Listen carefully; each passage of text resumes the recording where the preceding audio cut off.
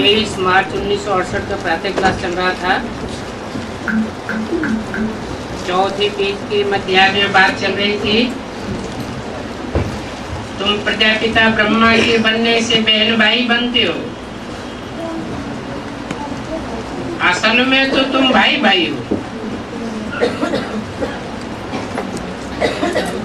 सचमुच में भी पवित्र होते हैं। उनको कहा जाता है वाइसलेस वर्ल्ड।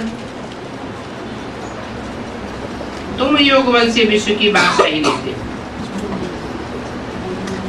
क्रिश्चियन लोग खुद भी समझते हैं हमको कोई प्रेर रहा है।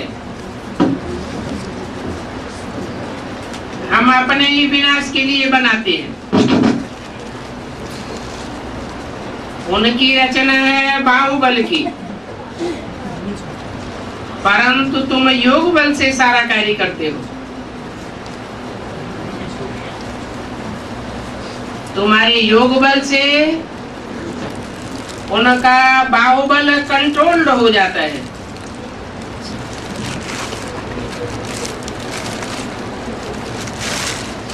तो समझ लेते हैं हम अपने ही विनाश के लिए ये बनाया है। अभी कहते हैं हम ऐसे ऐसे बाम्स बनाए रहे हैं जो एक दुनिया तो क्या 10 दुनियाओं को भी एक बम से खत्म कर देंगे।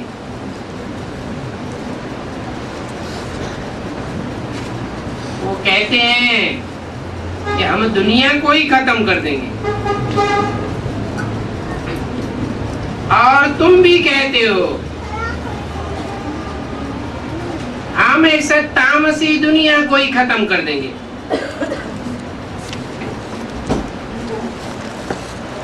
तो तुम्हारी और उनकी कंपटीशन है।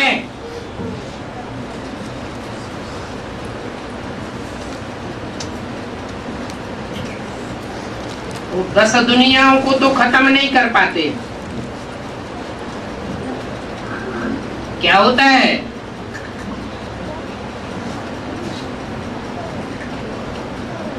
इस दुनिया के जो धर्मखंड हैं वो तो खलास हो ही जाते हैं, परंतु ये जो भी सृष्टि है 5 तत्वों की, उसमें ऐसा विकराल संघर्ष होता है कि 9 ग्रह आपस में टकराते हैं और तुम्हारी छोटी सी दुनिया बच जाती है। संकल्प तो उनके भी पावरफुल हैं, परंतु उनके हैं बाहुबल के संकल्प, और तुम्हारा है योग बल का संकल्प। तुम्हारा योग किसके साथ है? एक सर्वशक्तिमान बाप के साथ है, इसलिए तुम विजयी होते हो। वो सिर्फ कहते हैं कि हम 10 दुनियाओं को खत्म कर देंगे। अब ये सृष्टि तो खत्म होने वाली नहीं है। बाप कहते हैं मैं आता हूं हेवन की स्थापना करने।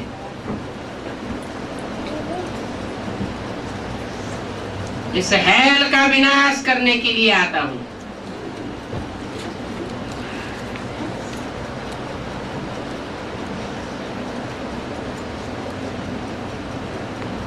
समझ की बात है कि हेवन कैसे स्थापन होता है, कैसे स्थापन होता है।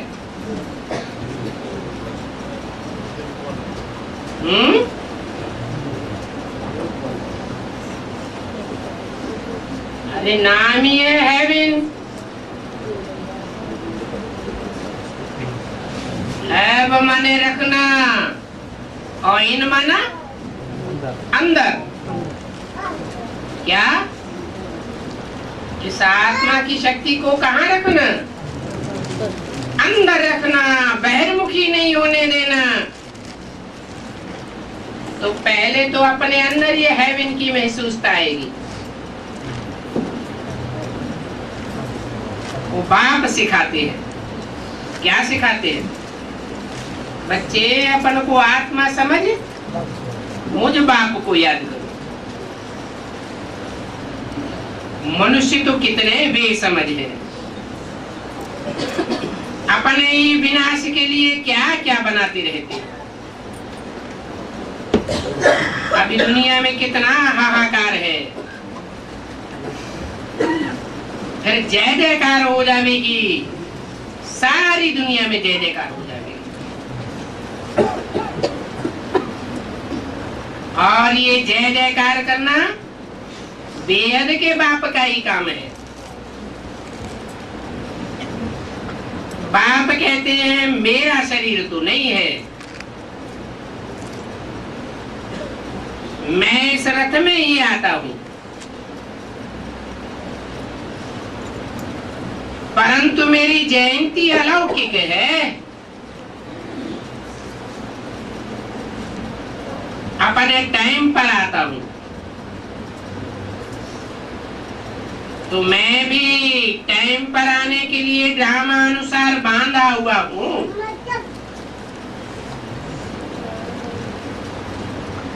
वो तो समझते हैं कलयुग की आयु लाखों वर्ष है।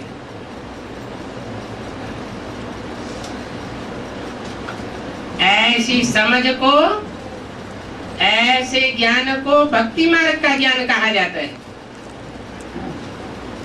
इतनी तो बुद्धि होनी चाहिए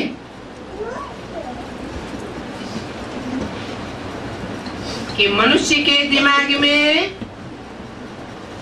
जितनी दुनिया की हिस्ट्री है प्रूफ सहित, वो सिर्फ 2500 वर्ष की हिस्ट्री है। और हिस्ट्री दुख में इकट्ठी की जाती है, एक एक दिन की, कि सुख में हिस्ट्री इकट्ठी की जाती है। दुख में आदमी एक एक दिन गिनता है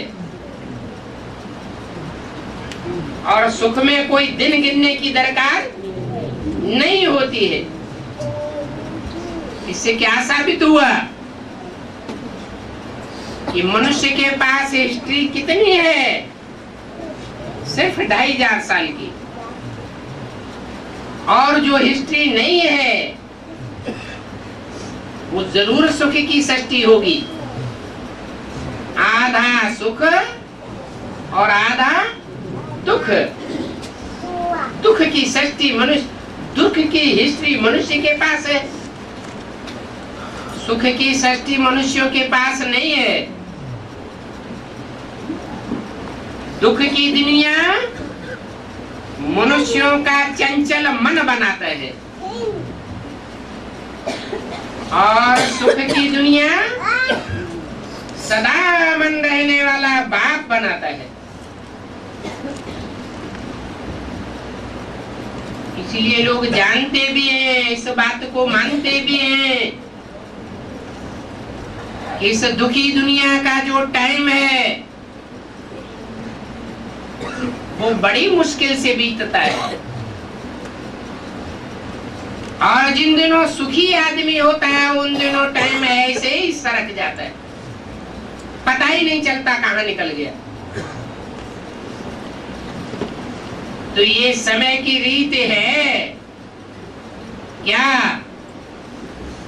समय सुख में नहीं ठहरता और दुख में ऐसे लगता है कि जैसे समय ठहर गया, कब खत्म होगा। तो हिस्ट्री बनाते रहते हैं। ये मनुष्य का काम है हिस्ट्री बनाना। तो समझ लेना चाहिए कि लाखों वर्ष की तो सृष्टि हो ही नहीं सकती। सब मनुष्य मात्र अज्ञान में है। अज्ञान में होने के कारण दुख भोगते हैं। अज्ञान से होता है दुख। अज्ञान माने अंधेरा और ज्ञान माना सोझरा। ज्ञान से होता है सुख, अज्ञान से होता है दुख। ज्ञान आता है एक से और अज्ञान आता है अनेकों से। ये अज्ञान की दुनिया होती ही तब शुरू है जब काम के आधार पर इस दुनिया का नाम द्वापर युग पड़ता है। ये द्वैतवादी युग है।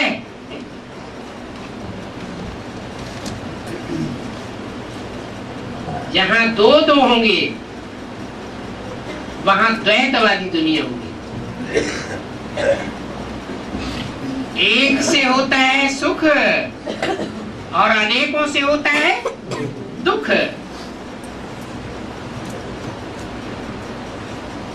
भक्ति अनेकों से आती है, जिसको भक्ति मार्ग के त्याग ज्ञान कहा जाता है। और बाप जो ज्ञान देते हैं वो भी दो प्रकार का है। एक है सिर्फ ज्ञान और दूसरा है विशेष ज्ञान, विज्ञान। बेसिक में क्या कहें, क्या था? सिर्फ ज्ञान था, बेसिक नॉलेज थी, लेकिन विशेष ज्ञान नहीं था कि मैं आत्मा कौन वंशी हूं। मुझ आत्मा का इस सृष्टि रूपी रंगमंच पर कहां कहां क्या क्या विशेष पार्ट है।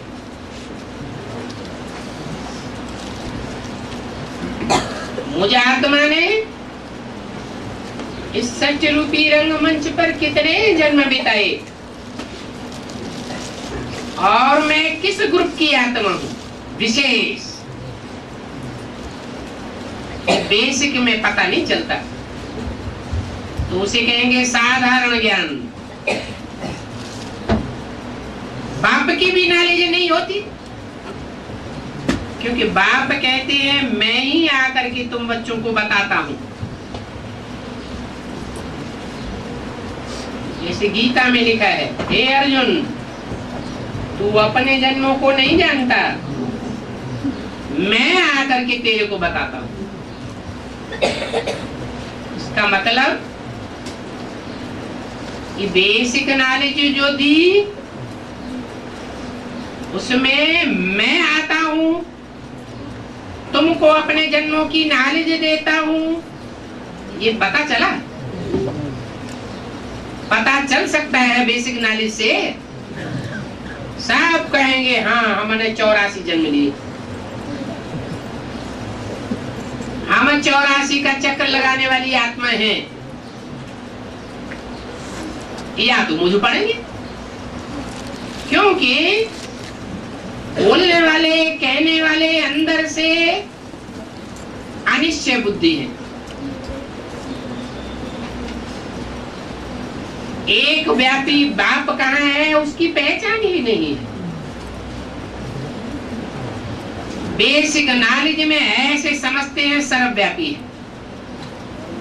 जो संदली पे बैठे बस उसी से दृष्टि लेना शुरू कर दिया, यही दृष्टि से सृष्टि को सुधारने वाला है।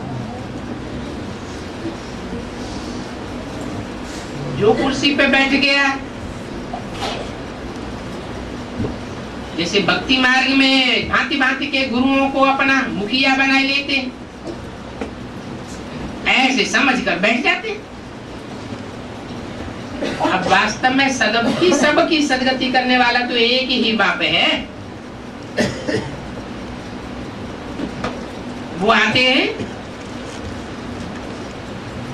तो ज्ञान को विज्ञान के रूप में बदल देते हैं। लौकिक दुनिया में जो विज्ञान है वो विनाश का कार्य करने वाला है। बाकी तो जो भी फायदे दिखाई पड़ते हैं वो पंप एंड शो है,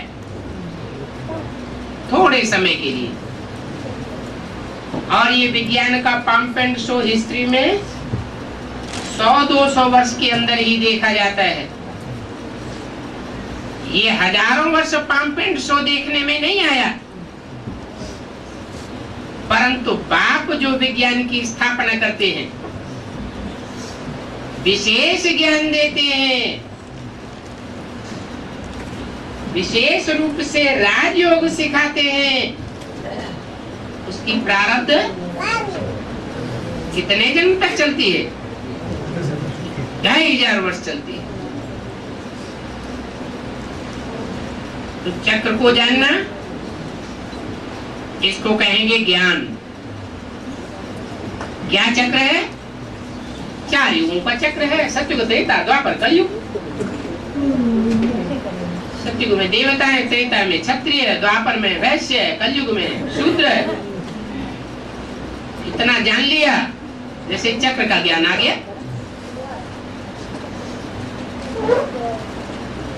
बाकी याद की यात्रा है विज्ञान। ज्ञान बहुत सहज है, लेकिन बाप की पहचान 100% हो जाए, सदा सदा के लिए निश्चय बुद्धि हो जाए, ये बड़ा कठिन है। क्यों? क्योंकि माया बार बार इंटरफियर करती है। इस विज्ञान से ही विकर्म विनाश होंगे। इसे कहें याद की यात्रा। अभी बाप कहते हैं ईविल बातें मत सुनो। क्या ईविल बातें? ईविल माने क्या? ईविल किसे कहा जाता है? भूत प्रेत को। ये भूत प्रेतों वाली बातें मत सुनो। ये तो वो आत्माएं हैं जो बहुत पाप करने वाली है। बाप तो कहते हैं जहाँ बाप है वहाँ पाप नहीं, और जहाँ पाप है वहाँ बाप नहीं। तो इविल सोल कहाँ से आती है? बाप भेजता है क्या कि मायावी मत पर दुष्कर्म करने वाले इविल सोल बनते हैं? वो इविल सोल अपने पापों का बोझा ज्यादा होने के कारण बाप को नहीं पहचान पाती, फिर वही दुष्कर्म करती है, पाप कर्म करती है, और पाप कर्मों के बोझ से हल्का होने के लिए उनको सूक्ष्म शरीर मिल जाता है। ड्रामा में नूर है उनके लिए ये कल्याण, नहीं तो पता नहीं कितने पाप चढ़ जाए।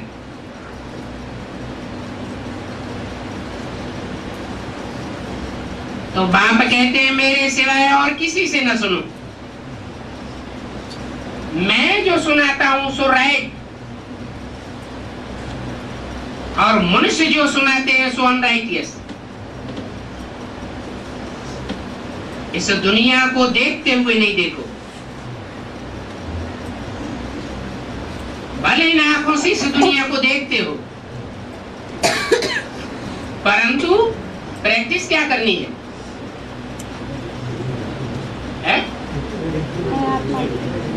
प्रैक्टिस करनी है कि तीसरी आंख अर्थात आत्मा की आंख से जो देखने में आ रहा है उसी को देखना है, और ये सब भस्म होने वाला है। ये स्थूल आंखें भी 5 तत्वों की बनी हुई है। ये 5 तत्व, इनसे जड़ शरीर बना हुआ है। ये 5 तत्वों की दुनिया तामसी बन चुकी है। ये आंखें भी तामसी बन चुकी है। इन तामसी आंखों से जो कुछ भी देखने में आवेगा वो सब ईविल है। इसे ईविल रावण से सब प्रभावित हुए पड़े, कोई कम और कोई ज्यादा। प्रभावित हैं तब तो बाप को नहीं पहचानते, बार बार पहचानते हैं और बार बार क्या करते हैं? बच्चा जो बाप से विपरीत हो जाता है वो फार गति दे देता है, अनिश्चय बुद्धि हो जाते हैं तो ग्लानि के काम करते हैं, ग्लानि की बातें करते हैं। तो बाप कहते हैं इस दुनिया को देखते हुए न देखो। बाप तो आकर के नई दुनिया की स्थापना करते हैं। नई दुनिया है ये हेवन, हिंदी में कहा जाता है स्वर्ग। क्या? स्वस्थिति में टिकने वालों की दुनिया है, हमें उस दुनिया में जाना है। उस नई दुनिया में न राग होगा न पाप होगा, कुछ भी नहीं होता है, कोई देहधारी का लगाव नहीं होता है, वहां अकाले मृत्यु भी नहीं होती है, शरीर छोड़ने से पहले हर आत्मा को साक्षात्कार होता है और खुशी खुशी शरीर छोड़ देते हैं। तो देखो ईश्वरीय मत से तुम 21 जन्म के लिए देवता बन जाते हो। क्या कहा? 21 जन्म के लिए तुम,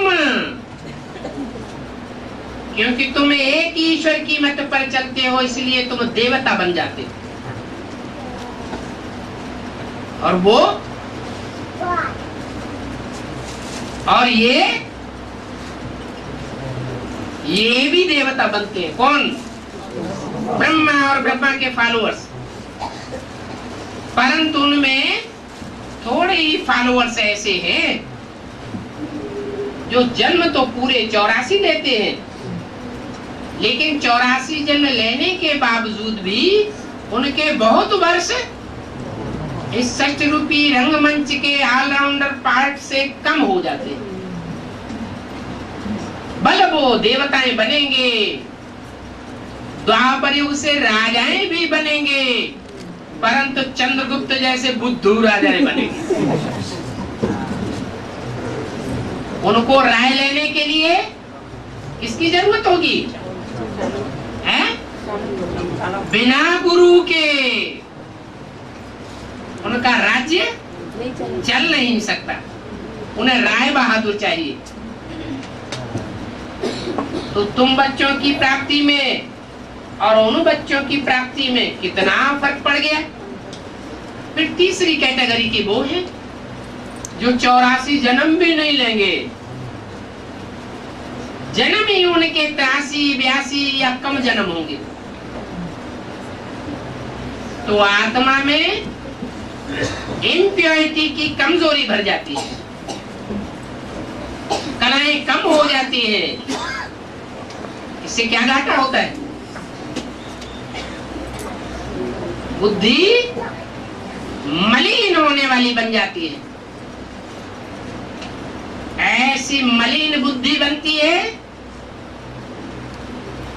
कि जब जैसे ही द्वैतवादी युग शुरू होता है तो दूसरी मत को फट से पकड़ लेते हैं।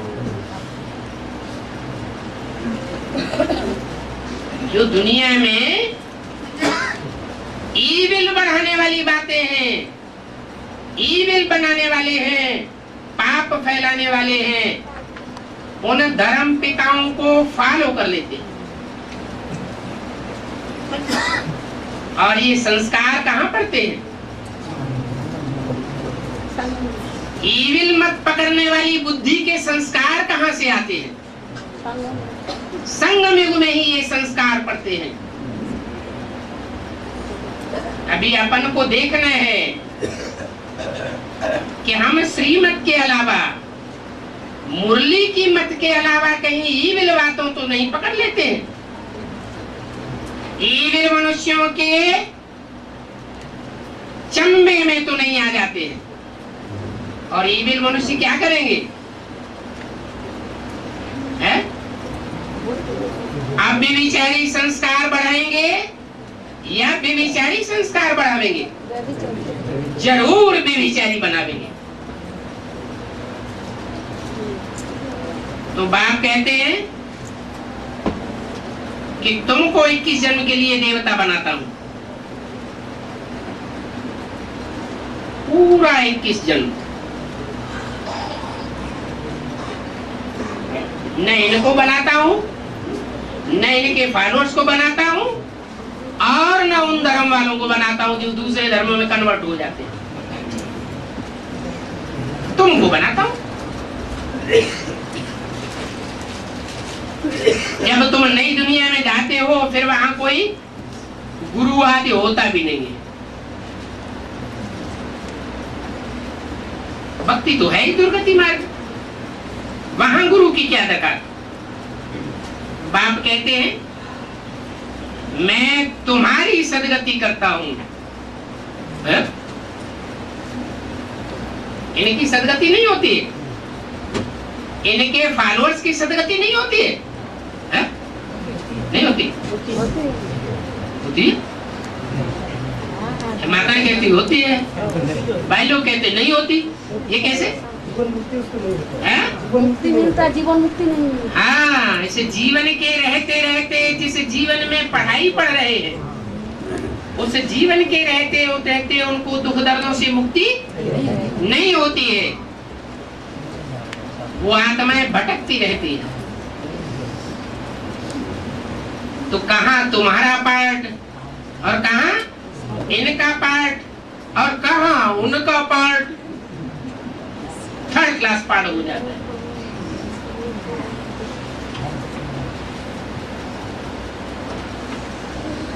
उनको मिलते हैं कलयुगी गुरु, दिखाते हैं विष्णु की नाभि से ब्रह्मा निकला। कहाँ की यादगार? संगम कैसे? नारायण का नाभि से ब्रह्मा का। कौन था विष्णु? कौन है विष्णु और कौन है उसकी नाभि?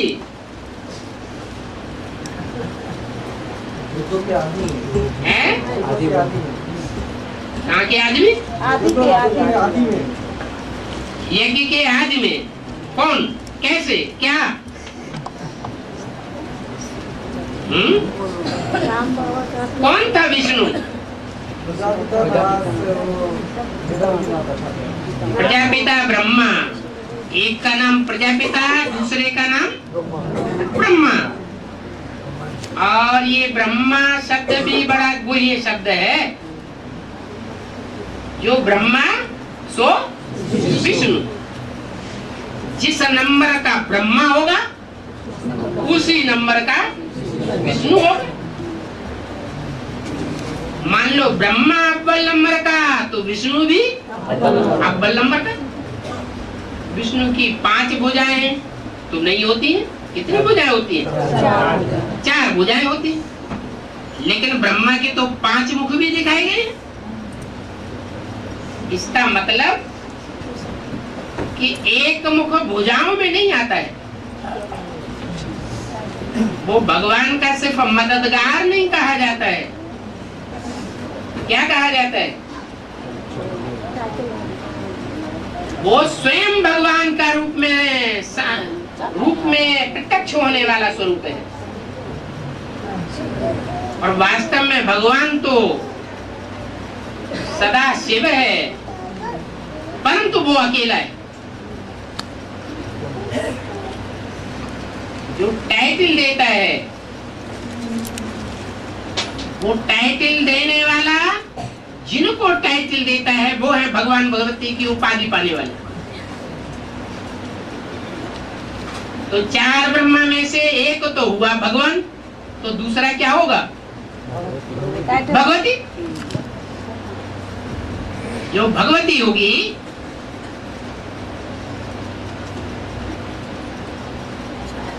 वो भगवान के ज्यादा नजदीक होगी, या जो जन्म लेने वाले बच्चे हैं वो ज्यादा नजदीक होंगे? है, ज्यादा नजदीक होगी। इसलिए बताया कि विष्णु की नाभि से ब्रह्मा निकला। यहाँ संगम युग में तो विष्णु की नाभि से ब्रह्मा निकला, तो सतयुग में क्या निकलेगा? अरे कोई शूटिंग होगी कि नहीं? यहाँ की शूटिंग ही वहां काम करेगी या कोई दूसरी बात हो जाएगी? यहाँ ब्रह्मा की नाभि से विष्णु निकला। फिर कहते हैं कि रावण की नाभि में बाण मारा तो रावण के सर कट गए, फिर नए सर नहीं निकले। तो नाभि का अर्थ क्या है? नाभि का अर्थ है ऐसा स्थान जहां 16,000 नसेनानियां मिलकर के एक हो जाती है। जैसे कोई मक्खियों का बड़ा छत्ता हो, उसमें 16,108 मक्खियां बैठी हो, तो वो सारी की सारी किसके इशारे पर चलने वाली हुई है? अरे एक रानी मक्खी के इशारे पर चलने वाली हुई। सबका मन और बुद्धि जो है उनके संस्कार किससे मिले हुए होंगे? एक रानी मक्खी से मिले हुए होंगे। तो जैसे कि नाभि हो गई, विष्णु तो भगवान हो गया, वो उसकी नाभि हो गई। उस नाभि से कौन निकला? कौन निकला? ब्रह्मा निकला। यहाँ संगम युग में तो ब्रह्मा निकला। विष्णु की नाभि से ब्रह्मा निकला, लेकिन कौन सा ब्रह्मा निकला? ब्रह्मा तो 4-5 हो गए। अरे कौन सा ब्रह्मा निकला? तो ब्रह्मा प्रजापिता तो खुद ही भगवान हो गया। नेक्स्ट टू गॉड भगवान का टाइटल धारी हो गया। टाइटल धारी दादा लेख रहा है। दादा लेख रहा है, पहले निकल पड़ा। हाँ, जो आदि में हुआ, क्योंकि ब्रह्मा बाबा को तो साक्षात्कार हुए, साक्षात्कारों को वो नहीं समझ सके, उनका तत्कालीन गुरु नहीं समझ सका। गुरुओं पंडितों आचार्यों के पास गए, धक्के खाए वाराणसी में, वो भी नहीं समझा सके। तो कहाँ पहुंचे? कलकत्ते में पहुंचे। जो उनकी बुद्धि में छाप पड़ी हुई थी कि बहुत विद्वान, बहुत होशियार, हमारे से भी जास्ती हीरों का पार किए। और वो बुजुर्ग था, ब्रह्मा बाबा के मुकाबले ज्यादा बुजुर्ग था या कम उम्र का था? ज्यादा बुजुर्ग था। लौकिक जीवन में मान्य पक्ष का था या साधारण व्यक्ति था? लौकिक जीवन में मान्य पक्ष था, लेकिन आखिरी जीवन में आकर के वो आत्मा का हिसाब किताब ऐसा बना हुआ है। कैसा? कि क्रिश्चियन जैसी मेंटलिटी वाला नहीं है। क्रिश्चियंस और क्राइस्ट की राशि मिलाते हैं ना, तो कृष्ण की राशि क्राइस्ट के साथ मिलाने के कारण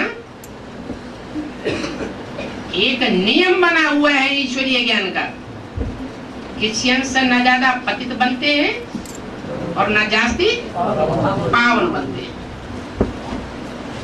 माना आखिरी जन्म में भी आकर के राशि मिली हुई होने के कारण कृष्ण की आत्मा जास्ती पतन में नहीं जाती है।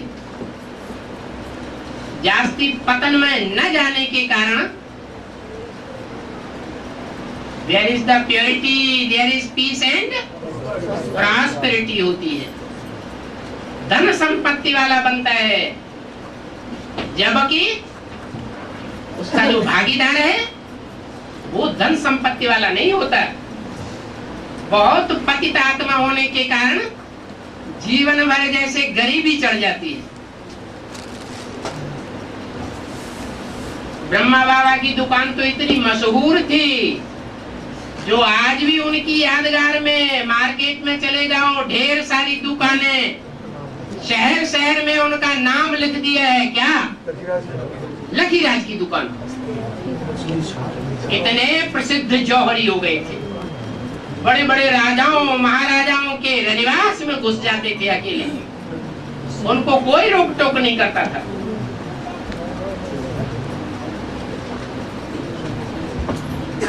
तो वो भागीदार उनकी दुकान में 10 साल पहले से नौकर था। भले सामाजिक हिसाब से महत्वपूर्ण संबंधी था, लेकिन ये तो संबंध की बात हुई। लेकिन आज के समाज में उच्च वर्ग के संबंधी को ऊंचा नजर से देखा जाता है या पैसे वालों को ऊंची नजर से देखा जाता है? पैसे वालों को ऊंची नजर से देखा जाता है।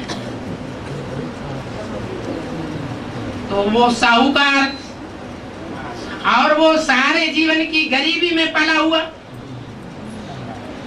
रहम आकर के दुकान में नौकर रख लिया, तो ऊंची दृष्टि से देखा जाएगा या नीची दृष्टि से देखा जाएगा? सिर्फ संबंधियों के दिखावे के लिए भले ऊंची दृष्टि से दिखाया जाए, लेकिन अंदर से तो बोला कि क्रिश्चियंस न ज्यादा पतित बनते हैं न ज्यादा पावन बनते हैं। माना आखिरी जीवन में भी ब्रह्मा बाबा प्रॉस्पेरिटी वाले थे, धनवान थे, और उसका रिजल्ट क्या हुआ? किसको कहेंगे दुर्गति में और किसको कहेंगे सदगति में, दोनों के बीच में है? अगर मुकाबला किया जाए दोनों आत्माओं का तो किसको कहेंगे सदगति में? भागीदार को कहेंगे दुर्गति। नहीं, दरिद्र सम पातक पुंजा। ऐसे कवियों ने ये लिखा है समाज की हालतों के आधार पर कि दुनिया में अगर सबसे बड़ा कोई पातक माने पाप है, पापों का पुंज है, तो वो दरिद्रता गरीबी है। हर प्रकार के दुख आदमी को मिल जाए लेकिन गरीबी किसी को न मिले। और ये गरीबी कहां से आती है? प्योरिटी से आती है, इम्प्योरिटी से आती है? इम्प्योरिटी से गरीबी आती है। तो वो आत्मा ब्रह्मा के रूप में तो थी लेकिन गरीब थी, और शिव बाबा आकर के बादशाही किसको देता है? गरीबों को ही बादशाही देता है। उस गरीब को उसी समय से अंदर से ये विश्वास बैठा, अलफ को मिला अल्लाह और बे को मिली बादशाही। तो बोला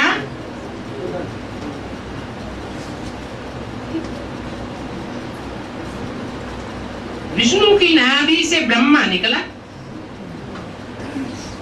तो विष्णु में जैसे 5 ब्रह्मा समाये हुए हैं, 4 मददगार भुजाओं के रूप में 4 आत्माएं, और एक आत्मा उनको संचालन करने वाली,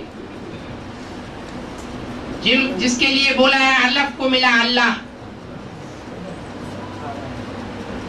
अल्लाह ने जिसमें प्रवेश कर लिया।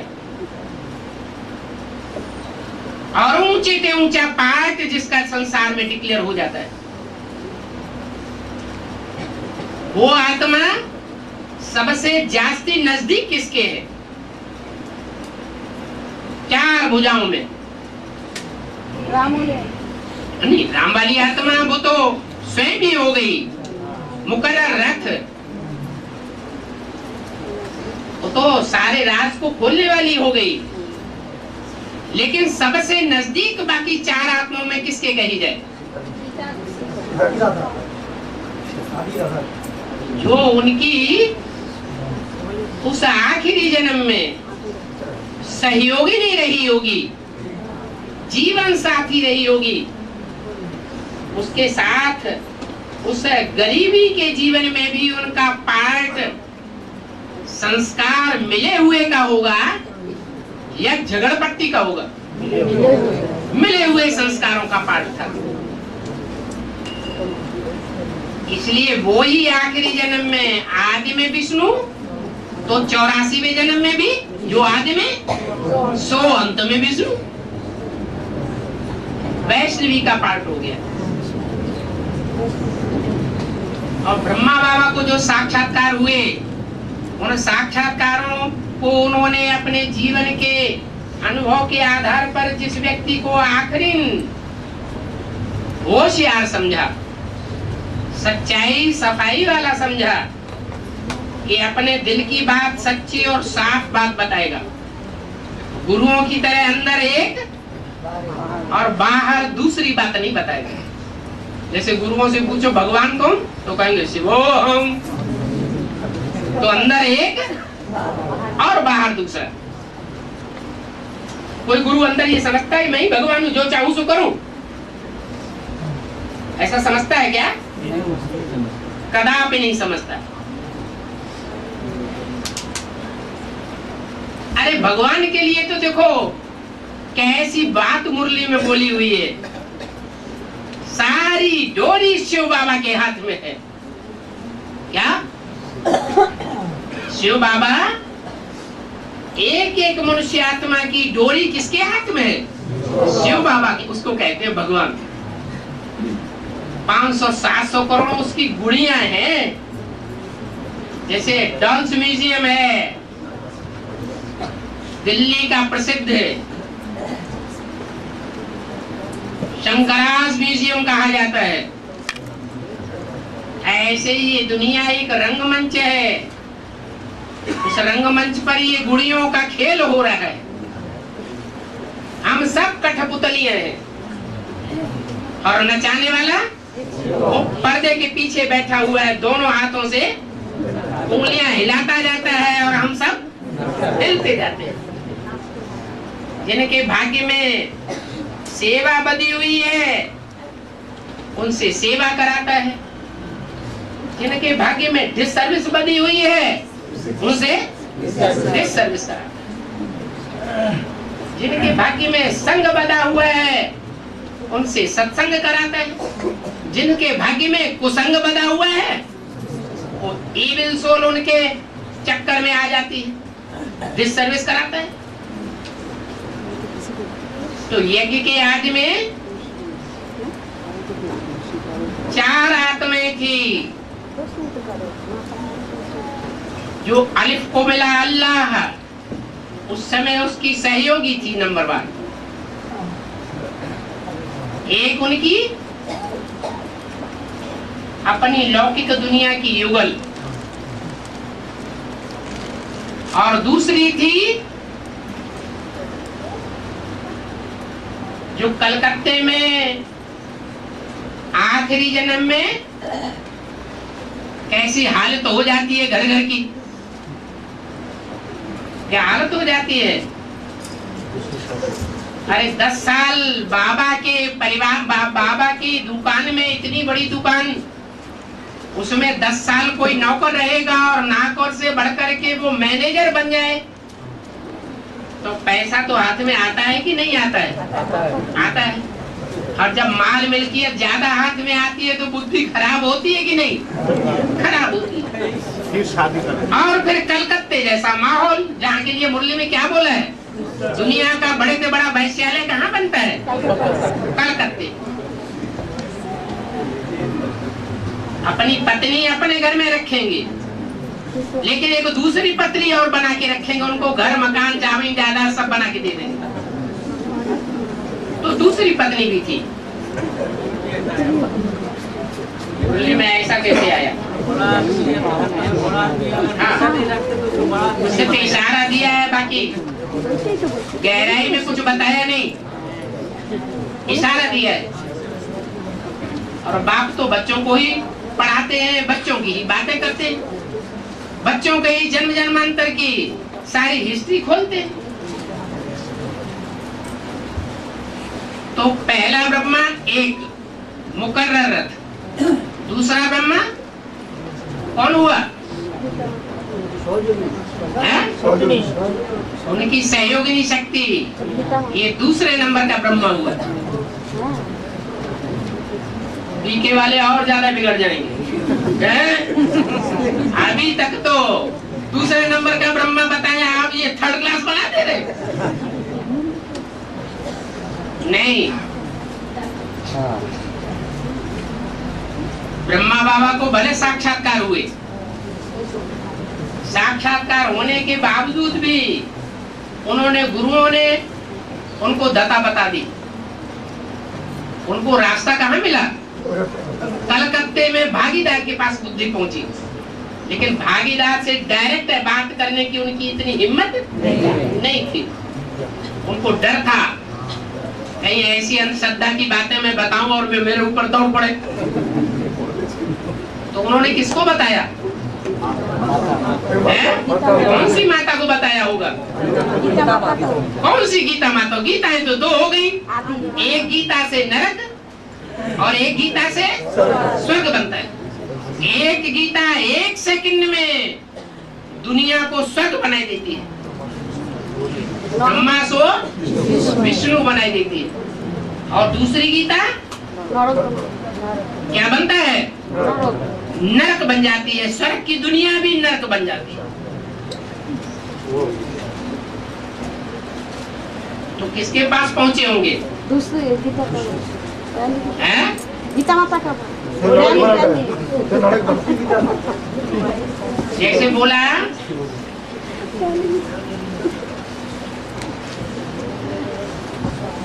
बड़ा भाई बाप समान होता है, तो बड़ी बहन कैसी होती है? अम्मा समान होती है। बड़ी बहन का भी परिवारों में कोई रुतबा कम नहीं होता है। तो ब्रह्मा बाबा की हिम्मत उनके पास जाने की नहीं पड़ी। किसके पास पहुंचे? और दूसरी माता के पास पहुंचे और उसके कान में अपनी समझी हुई, अपनी अनुभव की हुई, साक्षात्कार की सारी बातें उसके कान में डाल दी। उसने सुना और जो कुछ सुनाया वो जास्ती नजदीक होने के कारण भागीदार को बताया। भागीदार ने भी सुना। तो सुनने सुनाने वाला कौन हुआ? भागीदार को डायरेक्ट सुनाने वाला और फिर भागीदार से क्लैरिफिकेशन को सुनने वाला कौन हुआ? वही दूसरी माता। तो कौन से नंबर का ब्रह्मा हो गई? तीसरे नंबर का ब्रह्मा हो गई। अब सवाल ये पैदा होता है कि सतयुग में जो राधा कृष्ण बच्चे पैदा होंगे वो किससे पैदा होंगे?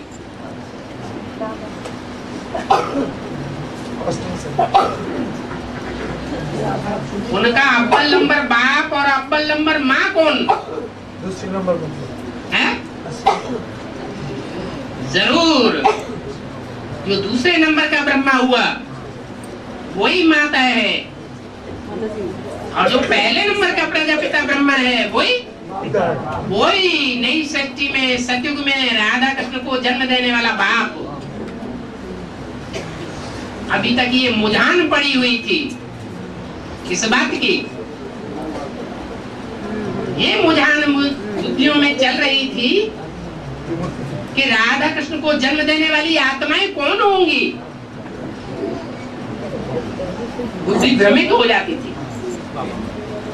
अभी बात क्लियर हो गई क्या कि विष्णु की नाभि से संगम युग में निकलता है ब्रह्मा, तो सतयुग में कौन निकलेगा? सतयुग में निकलेगा वही जो यहाँ ब्रह्मा, वो वहाँ बनेगा। जो यहाँ ब्रह्मा निकला वो वहां किस में? यहाँ 2 नंबर के ब्रह्मा और वहां यहाँ 2 नंबर के ब्रह्मा माता पिता के रूप में हो गए। बीच में चाहिए बिचौलिया। बिचौलिया कौन होता है?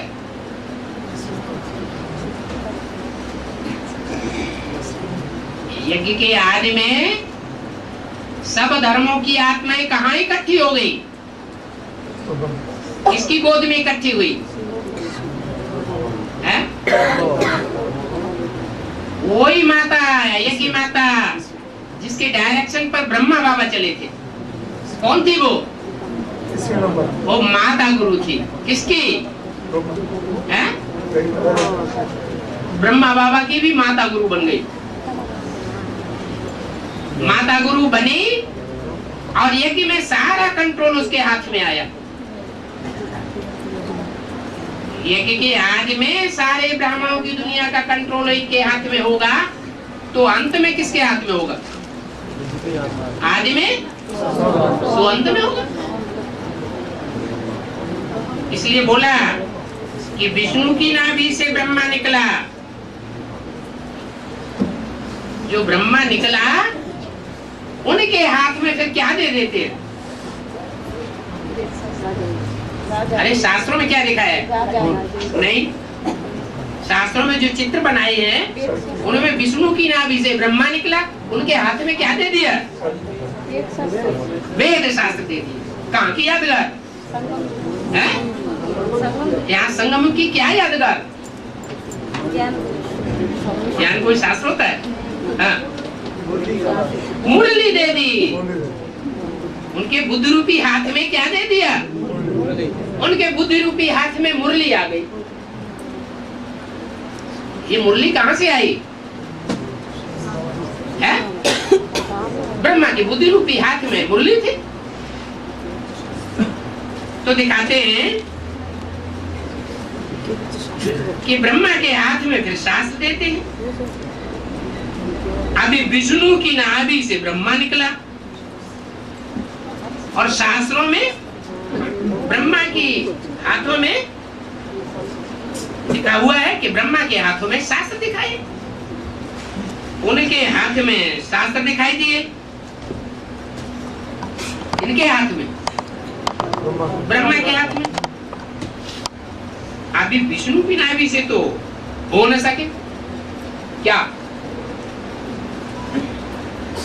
विष्णु की नाभि से अभी ब्रह्मा तो हो न सके? क्यों?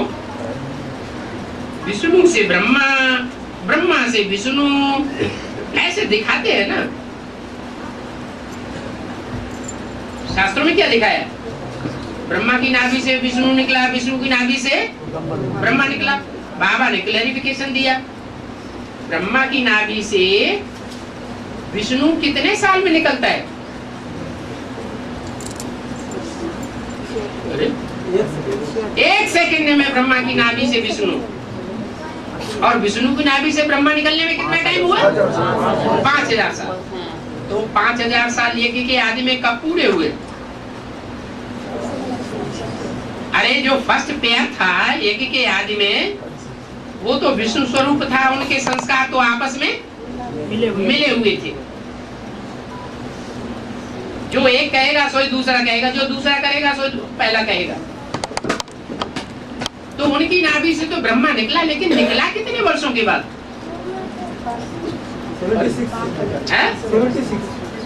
76 में निकला है? 47 में निकला। 10 साल लगे। जो 10-11 साल लगे, वो जैसे कि संगम युग के अंदर संगम युग का शूटिंग हो गई। 5 5000 वर्ष की शूटिंग हो गई। क्या ब्रह्मा की नाभि से विष्णु और विष्णु की नाभि से ब्रह्मा। तो यज्ञ जब शुरू हुआ तो पहले पहले क्या था? विष्णु था कि ब्रह्मा था? पहले पहले विष्णु। क्यों? नियम क्या है? जो सृष्टि के आदि में पहला विष्णु होगा वही अंत में भी विष्णु होगा। तो 1936 में ये विष्णु प्रत्यक्ष हुआ और उसके ठीक 10-11 साल के बाद 1947 में विष्णु की नाभि से ब्रह्मा निकला। जैसे कि 5000 वर्ष की शूटिंग हो गई। अब फिर क्या होगा? ब्रह्मा की नाभि से फिर विष्णु निकले। तो कितना टाइम हो गया है? अरे दूसरी आवृत्ति होती है, दूसरी आवृत्ति में असली शूटिंग शुरू होती है 4 युगों की। पहले तो आ गया संगम युग 10 साल का, फिर 4 युगों की शूटिंग चलती है। वो कब पूरी होती है पहले युग की शूटिंग? 76। तो 76 में जो वहां ब्रह्मा निकला, उस ब्रह्मा की नाभि से फिर क्या निकलता है? विष्णु। लेकिन ये कैसे निकला है? नहीं, ब्रह्मा की नाभि से विष्णु तो 1 सेकंड में निकलना चाहिए ना। 1 सेकंड कैसे कहें?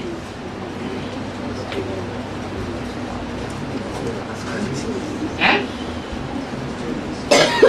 अरे दादा लेखराज ब्रह्मा जब उनकी बुद्धि में फिट बैठ जाएगा ज्ञान कि मैं आत्मा कौन और मेरे को जन्म देने वाला कौन, पहला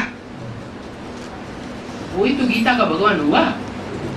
लेकिन ये उनकी बुद्धि में बैठता नहीं। ऐसे ही जो राम वाली आत्मा है, सृष्टि रूपी रंगमंच का हीरो, उसकी बुद्धि में जब तक ये न बैठ जाए कि वो मुकर्रर रथ कौन,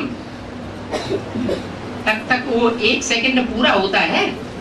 नहीं होता। तो सन 76 में वो 40 साल पूरे होते हैं ब्रह्मा के, पहले ब्रह्मा के। कौन पहला ब्रह्मा? दादा लेखराज नहीं, प्रजापिता। वो प्रजापिता के 100 साल पूरे होते हैं आकर 76। और 76 जैसे ही पूरा होता है, 77 की शुरुआत होती है, तो कहा जाता है संपूर्णता वर्ष। संपूर्णता वर्ष अर्थात उस आत्मा को अपने संपन्न स्वरूप की यादगार बुद्धि में बैठ जाती है। यही 1 सेकंड में ब्रह्मा सो विष्णु बन जाते हैं। अभी विष्णु की नाभि से तो ब्रह्मा निकला, ब्रह्मा से विष्णु, विष्णु से फिर 84 जन्मों के बाद ब्रह्मा सरस्वती बनते हैं। ये कब बनते हैं? यज्ञ के आदि में सन 36-37 वहां से निकला तो 10 वर्ष में पूरे संगम युग की आवृत्ति हो गई। 100 साल का संगम बराबर 5000 वर्ष की शूटिंग हो गई। ब्रह्मा की नाभि से क्या? विष्णु निकल पड़ा। विष्णु की नाभि से 76 में फिर ब्रह्मा निकल पड़ा। अब क्या होगा? फिर 84 जन्मों के बाद ब्रह्मा सरस्वती बनते हैं। वो कहां बनेंगे? कौन बनेंगे? वो 84 जन्म फिर कब पूरे होते हैं? अभी तो बताया कब पूरे हुए 84 जन्म। ये 84 जन्मों की स्मृति बुद्धि में आ गई। ब्रह्मा सरस्वती सो फिर लक्ष्मी नारायण बनते हैं। ब्रह्मा सरस्वती, कौन आदि ब्रह्मा, कौन आदि सरस्वती? सरस्वती ब्रह्मा की बेटी है या ब्रह्मा की पत्नी है? ज्ञान में आने के बाद आपस में क्या हो जाते हैं? भाई भाई तो हो जाते हैं। लेकिन जब प्रजापिता बाप हो जाता है तो क्या हो जाते हैं? नहीं, ब्रह्मा बाबा ने अपनी बहन को सुनाया और बहन ने दूसरी माता को सुनाया ना। तो माता ने जिसने सुनाया वो तो हो गई माता, और फिर माता ने जिसको सुनाया वो हुआ प्रजापिता। प्रजापिता ब्रह्मा, ब्राह्मण बने बगैर प्रजापिता ब्रह्मा होता है क्या? नहीं। माना माँ का कनेक्शन बाप के साथ होना चाहिए। तो ज्ञान सुनाने के लिए, सुनने सुनाने के लिए भक्ति रूपी जो माता है उसका कनेक्शन किसके साथ हुआ? प्रजापिता के साथ। इसलिए वो प्रजा माता हो गई और वो प्रजापिता हो गया। फिर बच्ची कौन हुई? है? अरे तीन ही आत्माएं तो थी उस समय मौजूद। कौन कौन तीन आत्माएं मौजूद थी?